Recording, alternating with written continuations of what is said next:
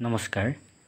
আজি ভাষা বিজ্ঞানৰ সাধাৰণ পৰিচয়ৰ যি অধ্যায় ৩ ভাষা অধ্যয়নৰ ক্ৰমবিকাশৰ ওপৰত মই কেইটামান কথা ক'ব লৈছোঁ। অৱশ্যে ৰাতি কৰাৰ কাৰণে ভিডিঅ'টোৰ কোৱালিটি বৰ ভাল নহ'ব, তথাপি মই কৈ গৈছোঁ। আৰু চাব যে ভাষা অধ্যয়নৰ ক্ৰমবিকাশ বা যিকোনো এই ভাষা বিজ্ঞানৰ কিতাপখনৰ ইটো অধ্যায়ৰ কথাৰ লগত আনটো অধ্যায়ৰ বিষয়বস্তু কথাৰ মিল আছে। সেইটো কাৰণে অলপ খেলি মেলি হয় বুজিবলৈ আপোনালোকৰ চাগৈ, কিন্তু আচলতে যদি মূল কথাখিনি বুজি লোৱা হয় তেনেহ'লে কিন্তু এইখন ইমান টান নহয়। এইখন আচলতে আন কাকততকৈ অলপ উজুহে হয়, কাৰণ মেইন কথাখিনি প্ৰতিটো কেইবাটাও অধ্যায়তে প্ৰায়খিনি কথাই লিখা হৈছে। আপোনালোকে চাব এই চেপ্টাৰটো অতি গুৰুত্বপূৰ্ণ। এইখিনি যদি বুজি পায় তেনেহ'লে অইন অধ্যায়কেইটাও আচলতে বুজাত আপোনালোকৰ সুবিধা হ'ব। আচলতে ভাষা অধ্যয়নৰ ক্ৰমবিকাশ মানে ভাষা চিন্তা চৰ্চা। ভাষা অধ্যয়নৰ চিন্তা চৰ্চা কেতিয়াৰ পৰা আৰম্ভ হৈছিলে, কোনো এটা ভাষা মানুহে কেতিয়া অধ্যয়ন কৰিবলৈ লৈছিলে, বা ভাষাটো কেতিয়ানো উৎপত্তি হৈছিলে, তাৰ ৰূপ কি বা তাৰ কেনেকুৱা ধ্বনি উচ্চাৰণ কি, বা এই সকলো কেনেকৈ ধৰণে আচলতে কি হৈছে অধ্যয়ন হৈছিলে। কোনো এটা ভাষাৰ ওপৰত আচলতে খ্ৰীষ্টপূৰ্ব ৫ম শতিকাৰ পৰা বৰ্তমান পৰ্যন্ত সুদীৰ্ঘ সময়ছোৱাৰ ভিতৰত ভাষা চিন্তাৰ বিভিন্ন ইতিহাস হৈছে বা বিভিন্ন চিন্তা চৰ্চা হৈছে। এই সময়ছোৱাৰ খ্ৰীষ্টপূৰ্ব ৫ম শতিকাৰ পৰা বৰ্তমান পৰ্যন্ত সুদীৰ্ঘ সময়ছোৱাৰ ভিতৰত ভাষা চিন্তাৰ ইতিহাস বা ক্ৰমবিকাশক তিনিটা ভাগত ভাগ কৰা হয় কৰিব পাৰি। ব্যাকৰণ, পৰম্পৰাগত বা প্ৰথাগত ব্যাকৰণ চৰ্চা, সময় খ্ৰীষ্টপূৰ্ব ৫ম শতিকাৰ পৰা ১৭৮৪ খ্ৰীষ্টাব্দ পৰ্যন্ত। আচলতে চাবলৈ গ'লে প্ৰথমতে ভাষাৰ ওপৰত অধ্যয়ন চিন্তা চৰ্চা ব্যাকৰণৰ যোগেদি আৰম্ভ হৈছিলে।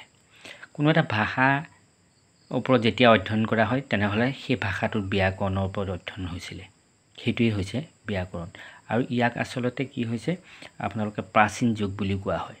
প্ৰাচীন যুগৰ ভাষা অধ্যয়নৰ চিন্তা চৰ্চা বা প্ৰাচীন যুগত কেনেকুৱা ধৰণৰ হৈছিলে যে ব্যাকৰণৰ ওপৰতহে কোনো এটা ভাষাৰ অধ্যয়ন হৈছিলে, আৰু যিটোক পৰম্পৰাগত বা প্ৰথাগত ব্যাকৰণ বুলি কোৱা হয়।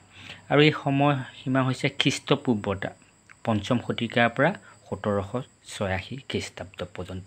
এক দীৰ্ঘ সময় ভাষাৰ অধ্যয়নৰ চিন্তা চৰ্চা আচলতে ব্যাকৰণৰ যোগেদি হৈছিলে। আচলতে চাব, এই মই তলত লিখিছোঁ ব্যাকৰণ, ইয়াক প্ৰাচীন যুগ বুলি ক'ব পাৰি। বিশ্বৰ ভাষা চিন্তাৰ প্ৰাচীনতম ধাৰাটো ব্যাকৰণ অভিধাৰে পৰিচিত, অৰ্থাৎ ব্যাকৰণ নামে পৰিচিত। আৰু আপোনালোকে জানি সুখী হ'ব যে এই চিন্তাধাৰাৰ প্ৰথম সূচনা বা আৰম্ভণি হৈছিলে ক'ত? ভাৰতবৰ্ষত। আৰু ভাৰতবৰ্ষৰ পিছত কি হৈছে যে কোনো এটা ভাষাৰ অধ্যয়ন কি হয় ব্যাকৰণগতভাৱে ক'ত হৈছিলে? প্ৰথম ভাৰতবৰ্ষত হৈছিলে, আৰু তাৰপিছত ই কি হৈছিলে গ্ৰীচলৈ প্ৰসাৰিত হৈছিলে। গ্ৰীচত এই চিন্তা চৰ্চা আৰম্ভ হৈছিলে, আৰু তাৰ পৰৱৰ্তী সময়ত ইউৰোপত এই চিন্তা চৰ্চা আৰম্ভ হৈছিলে, আৰু ইউৰোপত ই বিকাশ লাভ কৰিছিলে। অৱশ্যে ভাষা সম্পৰ্কীয় আলোচনাত বৰ্তমান ব্যাকৰণ শব্দ যি অৰ্থত ব্যৱহাৰ কৰা হয় তাৰ বিপৰীতে প্ৰাচীন ব্যাকৰণৰ পাৰ্থক্য আছে। মই আগতেও এটা ভিডিঅ'ত কৈছিলোঁ যে আমি সাধাৰণতে এতিয়া যিটো ব্যাকৰণ বুলি কওঁ আচলতে তাৰ প্ৰাচীন ব্যাকৰণৰে পাৰ্থক্য আছে, আৰু সেইবাবেই এই যে ভাষা চিন্তাৰ এই যি পাৰ্থক্য আছে সেই পাৰ্থক্যৰ কাৰণে এই ভাষা চিন্তাৰ এই প্ৰাথমিক স্তৰটোক, এই ব্যাকৰণৰ শাখাটোক কি বুলি কোৱা হয়? ব্যাকৰণ বা প্ৰাচীন ব্যাকৰণ ধাৰাক পৰম্পৰাগত বা প্ৰথাগত ব্যাকৰণ হিচাপেও চিহ্নিত কৰা হয়। সেইটো কাৰণে এই যে অমিল বৰ্তমানৰ ব্যাকৰণৰ লগত আগৰ ব্যাকৰণৰ যি অমিল, সেইকাৰণে এই ব্যাকৰণৰ যিটো এইটো ভাগ, এই ভাগটোক কি বুলি কোৱা হয়? পৰম্পৰাগত বা প্ৰথাগত ব্যাকৰণ হিচাপেও চিহ্নিত কৰা হয়, বুজোৱা হয়। ইয়াৰ দুটা উপধাৰা হৈছে দাৰ্শনিক আৰু নিৰ্দেশাত্মক। এইখিনিতে মই কৈ থৈছোঁ, যদি আপোনালোকৰ আহিবও পাৰে যে ভাৰতত ভাষা চৰ্চাৰ আৰম্ভণি কেনেকৈ হৈছিলে, যদি আপোনালোকক প্ৰশ্ন আহিব পাৰে। ভাৰতত ভাষা চিন্তা চৰ্চাৰ অধ্যয়ন আচলতে ব্যাকৰণৰ যোগেদি হৈছিলে। আপোনালোকে অলপ চাই যাব, ব্যাকৰণৰ জৰিয়তে হৈছিলে। তাৰমানে কি হৈছে ব্যাকৰণৰ গুৰুত্ব আৰু প্ৰয়োজন উপলব্ধি কৰি প্ৰাচীন ভাৰতত কেৱল ব্যাকৰণৰ শিক্ষা দিয়াৰ ৰীতি প্ৰচলন আছিল।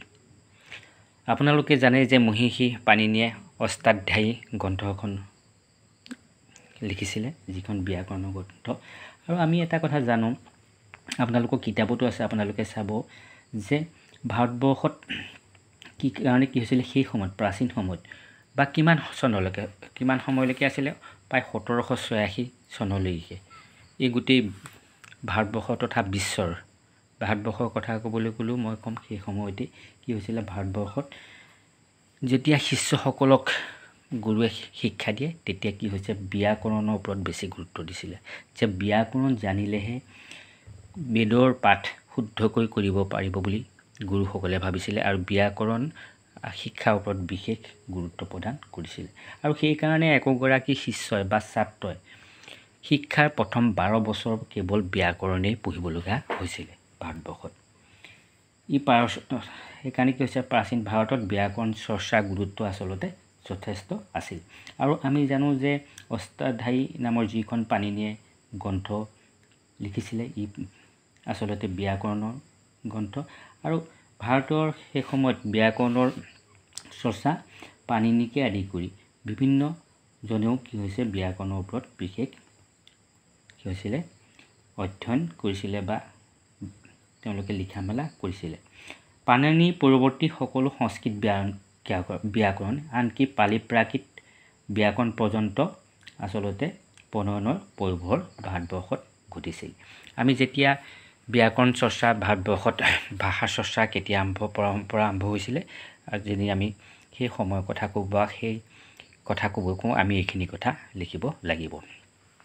চাব যে ব্যাকৰণ এক সুদীৰ্ঘ সময়কাল ভাষা অধ্যয়নৰ চিন্তা চৰ্চা ব্যাকৰণৰ মাজেদি হৈছিলে। কিন্তু ভাষাতত্ত্ব আহিছিলে কেতিয়া, 1786 খ্ৰীষ্টাব্দত। 1786 খ্ৰীষ্টাব্দত এই ভাষাতত্ত্বক তুলনামূলক বা ঐতিহাসিক ভাষা চৰ্চাৰ ধাৰা বুলিও কোৱা হয়। মই আপোনালোকক আচলতে দুটা বিশেষ দি থৈছিলোঁ আগতে, ভাষা বিজ্ঞানৰ প্ৰকাৰ বুলি মই দি থৈছিলোঁ আপোনালোকক, এনেকুৱা এটা মই ভিডিঅ' দি থৈছিলোঁ, চাব এইটো চাব। ভাষা বিজ্ঞানৰ প্ৰকাৰ যে আছিলে, এই যে ঐতিহাসিক আৰু তুলনামূলক, চব তুলনামূলক ঐতিহাসিক। এই ভাষাতত্ত্বটো কেতিয়া আহিছিলে আপোনালোকে জানেনে? এই ভাষা চিন্তা কেতিয়া হৈছিলে? আচলতে মই ইয়াত লিখিছোঁ 1800 কিমান চনৰ পৰা কৈছে, 1786 চনৰ পৰা 1916 চনলৈ এইটো ভাষাতত্ত্বৰ সময়। আৰু ভাষাতত্ত্বৰ সময়ত কি কি আছিলে, তুলনামূলক আৰু ঐতিহাসিক ভাষা চৰ্চা। আপোনালোকৰ পৰৱৰ্তী আগৰ এটা অধ্যায় বা পিছৰ দুটা অধ্যায়তো এইবিলাক আছে, চাব। 1786 চনৰ 2 ফেব্ৰুৱাৰীত কলিকতাৰ ৰয়েল এছিয়াটিক ছ'চাইটিত প্ৰতিষ্ঠা দিৱসত ছাৰ উইলিয়াম জোনছে দিয়া বক্তৃতাৰ পিছৰ পৰাই কি হৈছে, ভাষাতত্ত্ব আৰম্ভণি হয়। ইয়াক তুলনামূলক বা ঐতিহাসিক বুলিও কোৱা হয় বা ভাগ কৰা হয়। এতিয়া চাব, এয়া চাওক, তাৰমানে কি আপোনালোকে এটা কথা জানিব, ঐতিহাসিক মানে কি, যে ভাষাৰ পৰিৱৰ্তন বা ক্ৰমবিৱৰ্তনৰ ধাৰাটোৰ ওপৰত বিশ্লেষণ কৰা হয়। ভাষা এটা কেনেকৈ পৰিৱৰ্তন হৈছে সময়ৰ লগে লগে, আৰু বিৱৰ্তন ইয়াৰ কেনেকুৱা হৈছে সময়ৰ লগে, এই ধাৰাটোৰ ওপৰত কি হৈছে আলোচনা কৰা, বা ইয়াৰ জন্ম সময়ত কেনেকুৱা আছিলে ইয়াৰ প্ৰকৃতি, বা তাৰপিছত কেনেকুৱা ই ৰূপ সলাইছে, বিকাশ হৈছে, পৰিৱৰ্তন হৈছে। আৰু ই কি হৈছে, ই আচলতে লিখিত ভাষাকহে গুৰুত্ব দি অধ্যয়ন কৰা হয় ইয়াত। আৰু অৰ্থতাত্ত্বিক আলোচনাক গুৰুত্ব দিয়া হয়। প্ৰাচীন শিলালিপি পৰিবাৰ্য কৰি থকা প্ৰাচীন হাতে লিখা পুথিক অধ্যয়নৰ আহিলা হিচাপে লোৱা হয়। আৰু ইয়াৰ ভিতৰতে কি হৈছে, এইটো ভাষাতত্ত্বৰ ভিতৰত দুটা পৰি আছে, যে ঐতিহাসিক আৰু তুলনামূলক। তুলনামূলক মানে আমি নিজেই এই শব্দটোতে আমি গম পাম যে দুটা বা ততোধিক ভাষাৰ মাজত যেতিয়া তুলনা কৰি অধ্যয়ন কৰা হয়, তেতিয়াকে ভাষাৰ ওপৰত অধ্যয়ন কৰা হয়, তাকে তুলনামূলক ভাষা বিজ্ঞান বোলে। আমি তুলনা কৰিব হ'লেতো এটাতকৈ বেছি আৰু এটা ভাষা লাগিব, বা তিনিজনৰ মাজত তুলনা কৰিব পাৰোঁ, এজনৰ মাজতো তুলনা কৰিব নোৱাৰোঁ, দুজন বা ততোধিক ভাষাৰ মাজত যেতিয়া আমি প্ৰণালীবদ্ধ এক তুলনা কৰোঁ, ভাষাৰ আলোচনা কৰোঁ বা ভাষাৰ চিন্তা কৰোঁ বা ভাষাৰ অধ্যয়ন কৰোঁ, সেয়ে হৈছে তুলনামূলক ভাষা বিজ্ঞান। একে উচ্চ বা সমগোত্ৰীয় ভাষাবোৰৰ ধ্বনি, ৰূপ, বাক্য, অৰ্থ আদিৰ সম্পৰ্কৰ তুলনা কৰা হয়। ইয়াত তুলনামূলকত কি কোৱা হয় যে কোনো দুটা ভাষাৰ ধ্বনি কেনেকুৱা পাৰ্থক্য আছে, ইয়াৰ কিবা পাৰ্থক্য আছে নেকি, বা একেই নেকি, বা ৰূপ ইয়াৰ একেই নে, বা কিবা পাৰ্থক্য আছে, বা বাক্য কেনেকুৱা, বা অৰ্থবিলাকে কি কৈছে, কেনেকুৱা, কোনটো ভাষাৰে কোনটো অৰ্থ কৈছে, কেনেকুৱা ধৰণৰ কৈছে শব্দই, ভাষা এটাত হোৱা পৰিৱৰ্তন আৰু ভাষাটোৰ পূৰ্বৰ ৰূপ নিৰ্ধাৰণত ই সহায় কৰে।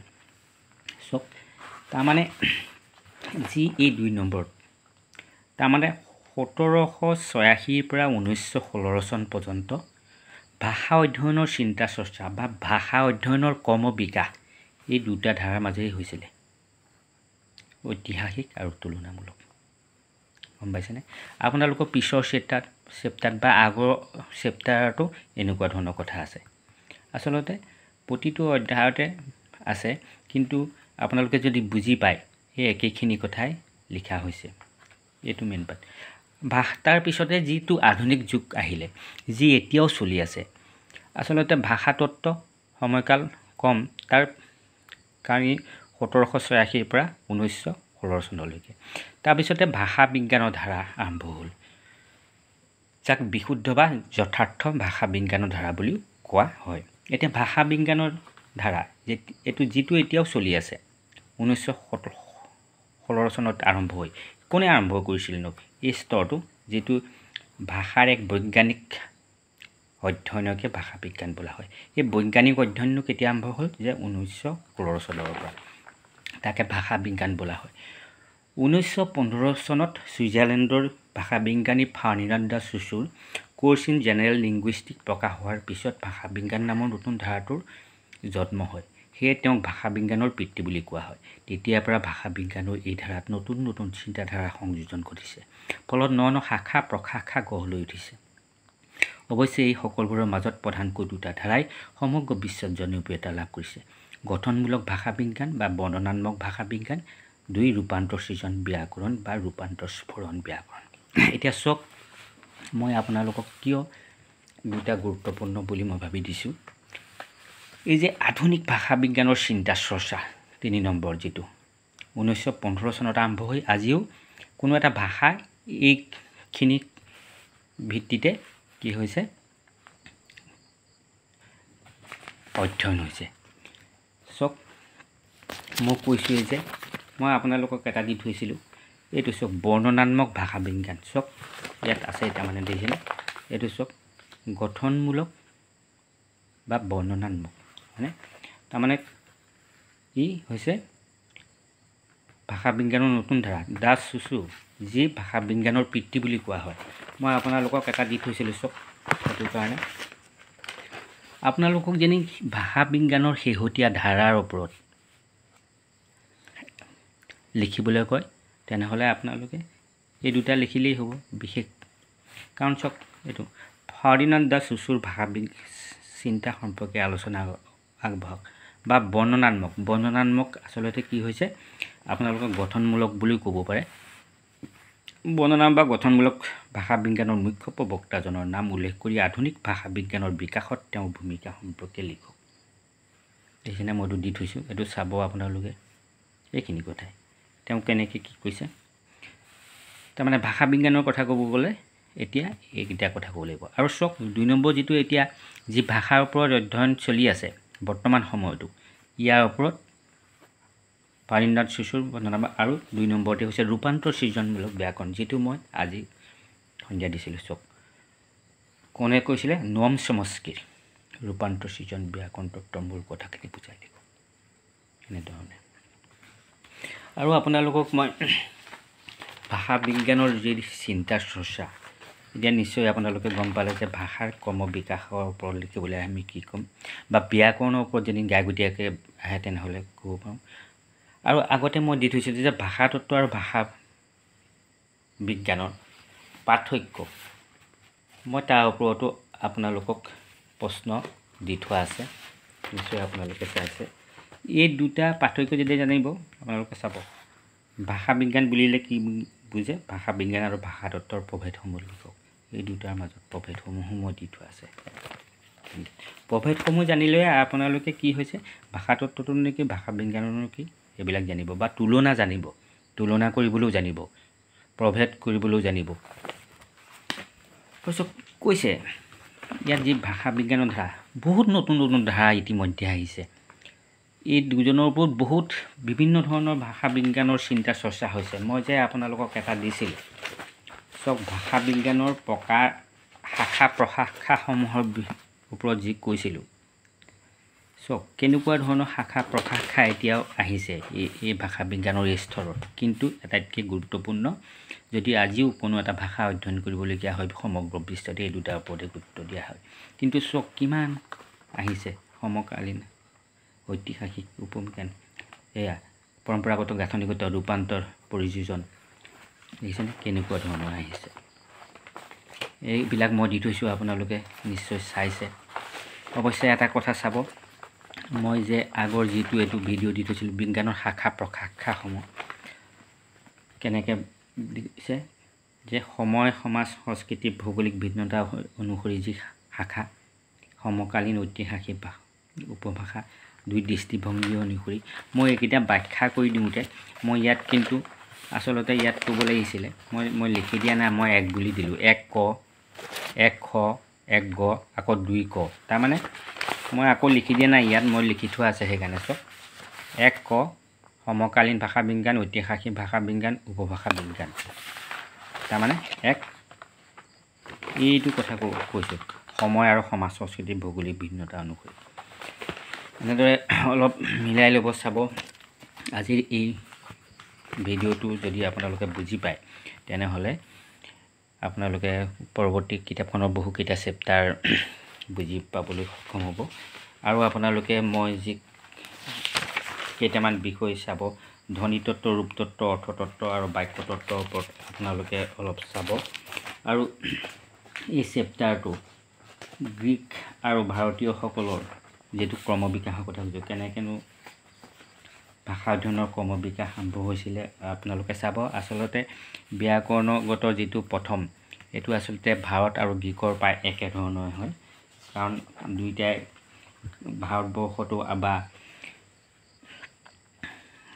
গ্ৰীচতো আচলতে কি হৈছে ব্যাকৰণগতে হৈছিলে আৰু যি আধুনিকৰ কথা ক'লে আপোনালোকে ভাষা বিজ্ঞানৰ ধাৰা আপোনালোকে এইকেইটা যিকেইটা মই কৈছিলোঁ এইকেইটা অলপ চাব এইকেইটাৰ কথা অলপ ক'ব লাগিব বা বৰ্ণনামূলক সৃজনমূলক এই দুটা বৰ্ণনামূলক আপোনালোকক যেনে কোৱা হয় যে ভাষা বিজ্ঞানৰ আধুনিক কেইটামান